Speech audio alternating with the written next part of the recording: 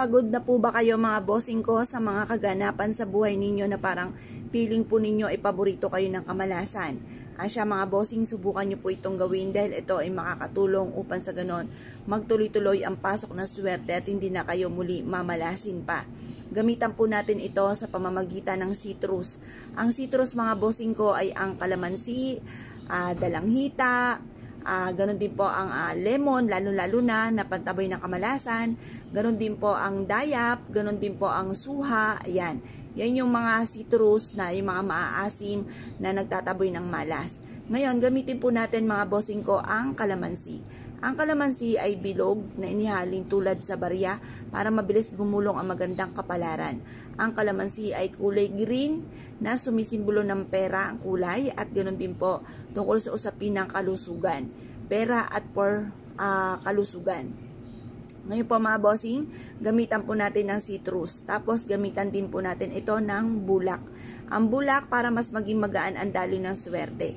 Kayo po ba mga bossing ko tuwing bagong taon or may okasyon, kayo ay nagluluto ng mga bilo-bilo, yun nga po yung bilo-bilo, diba lumulutang po yun, tapos mahalin tulad yun sa magaan na daloy ng swerte. Ganon din po ang bulak.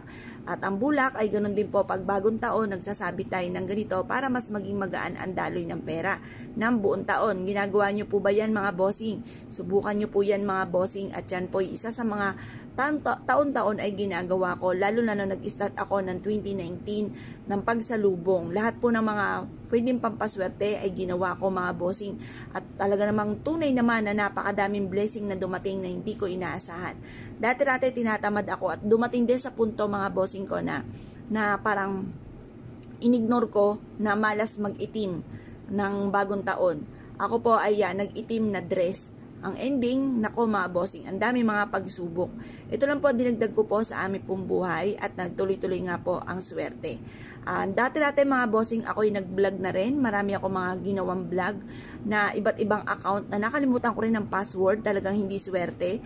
At wala rin po nag-subscribe sa akin, kundi kami-kami lang na aking anak at ang aking mister. Wala nang iba pa. Ngayon po gumawa ako ng 2019 ng lahat ng mga pampaswerte at sinubukan ko muling mag-vlog ay nagtuloy-tuloy na ang pasok ng swerte. At ganoon din po sa mga negosyo. Kaya ako po sa inyo po at kayo po naniniwala sa ganito, subukan nyo po ito dahil hindi naman masama dahil instead na kayo po mapapahamak at simple lang naman po ito mga bossing. Ito lagi ko namang i-a-adya ko sa lagi kay suswertihin. Yung bulak, ginagamit naman talaga natin to sa paglilinis ng ating mukha, lalo na sa umaga at sa gabi.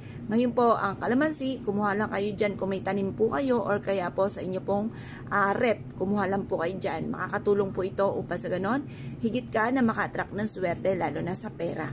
Kaya kung kayo pinaniwala at nais po itong gawin, wag na po kayo magpatumpik-tumpik pa. Subukan nyo po ito, proven po ito na napakaswerte. Yun lang po mga bossing. At kung kayo gagawa, panalangin ko na good luck po sa inyo po lahat.